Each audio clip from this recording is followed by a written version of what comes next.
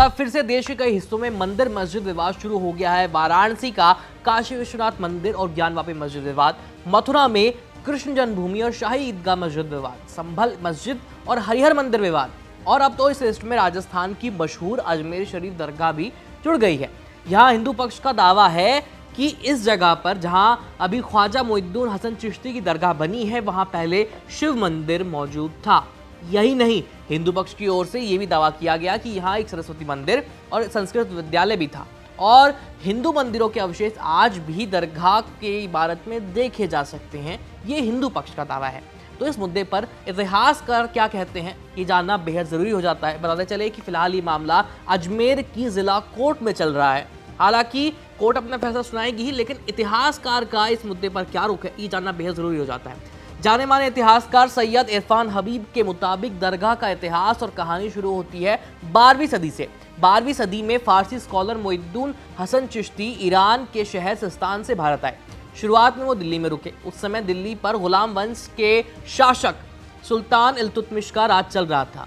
कुछ हफ्ते दिल्ली में गुजारने के बाद मोइनुद्दीन चिश्ती दिल्ली से अजमेर आ गए। कहा जाता है कि अजमेर प्रवास के दौरान उनका राब्ता सूफी संत अब्दुल्ला अंसारी की किताबों और उनके शिक्षा से हुआ। धीरे धीरे अजमेर के इलाके में उनकी प्रसिद्धि बढ़ने लगी। बताया जाता है कि साल 1236 में मोइनुद्दीन चिश्ती का निधन हो गया, और इसके बाद उनके चाहने वाले भक्तों ने इस जगह पर एक कच्ची पक्की दरगाह बना दी, जहां बैठकर मोइनुद्दीन चिश्ती उपदेश दिया करते थे।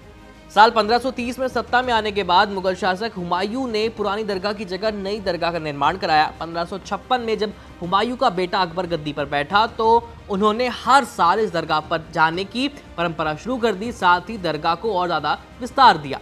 अकबर के बाद के मुगल शासकों द्वारा भी दरगाह के रेनोवेशन और विस्तार की खबरें सामने आई, ऐसे रिकॉर्ड्स मिलते हैं।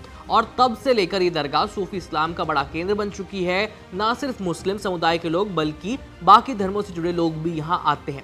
ये दावा है इतिहासकारों के एक पक्ष का, लेकिन इतिहासकारों का एक वर्ग ऐसा भी है जो इसके ठीक उलट दलीलें पेश करता है।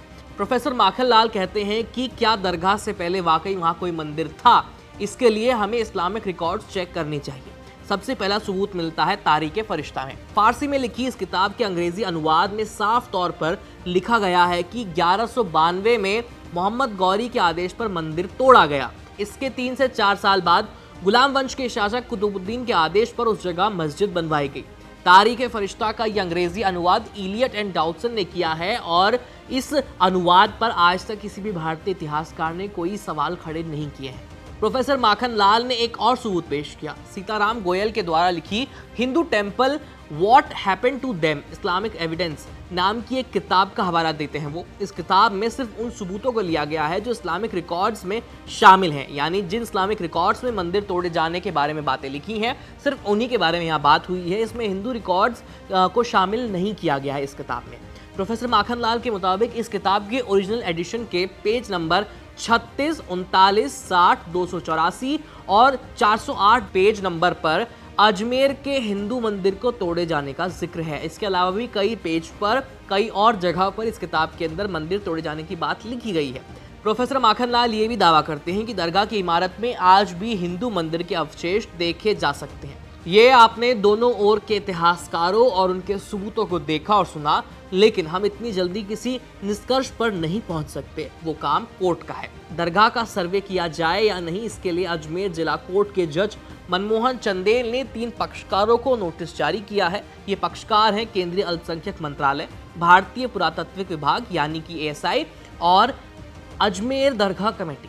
इन पार्टियों को 20 दिसंबर से पहले जवाब अदालत में दाखिल करना होगा कि दरगाह के पुरातात्विक सर्वेक्षण पर उनकी क्या राय है। अगली सुनवाई 20 दिसंबर को होने वाली है। खैर, इस पूरे मुद्दे पर और इस तरह के तमाम जो मुद्दे भी देश में चल रहे हैं, उस पर आप क्या सोचते हैं? हमें कमेंट सेक्शन में अपनी राय जरूर लिखकर बताएं। मेरा नाम है आयुष। देखते रहिए ABP लाइव। धन्यवाद।